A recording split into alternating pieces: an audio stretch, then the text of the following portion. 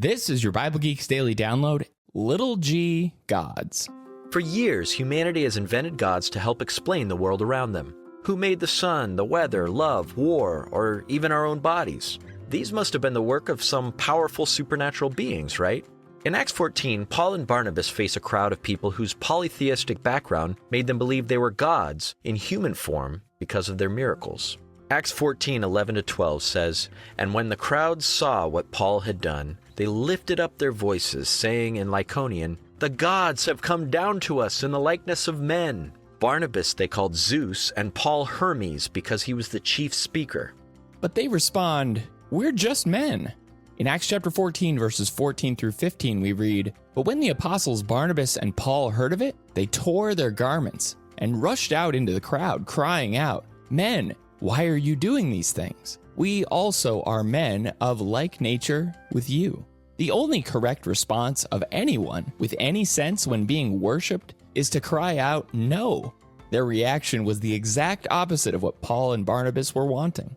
How would you react if someone lifted you up on a pedestal? Would you demand to be taken down or stay silent and enjoy the attention? The Lord is the only acceptable object of attention, but we're merely his disciples on this earth. And if we ever allow people to elevate us, we'll never help them to come to know Jesus.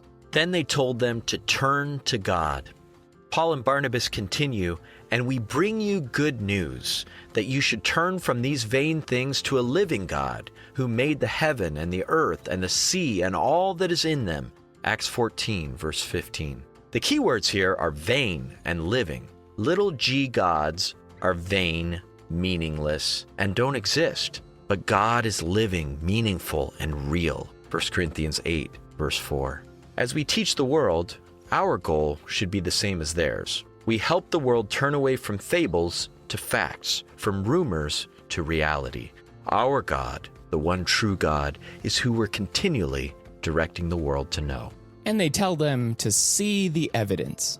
In Acts chapter 14, verse 16, they say, "In past generations he allowed all the nations to walk in their own ways. Yet he did not leave himself without witness. For he did good by giving you rains from heaven and fruitful seasons, satisfying your hearts with food and gladness." But how could these Gentiles have known about God? He left evidence. Look around at the witness of rains, crops, and the food we enjoy so much. Romans chapter 1, verses 19 through 20. And nature is a great starting place for us to teach people about God today. Point people to the world's complexity, how it's designed for our good, and lead them to understand the one who created it all. So let's praise and honor the true and living God today, and let's humble ourselves before him as we share his greatness with others. Thanks for tuning in, and may the Lord bless you and keep you today. Shalom.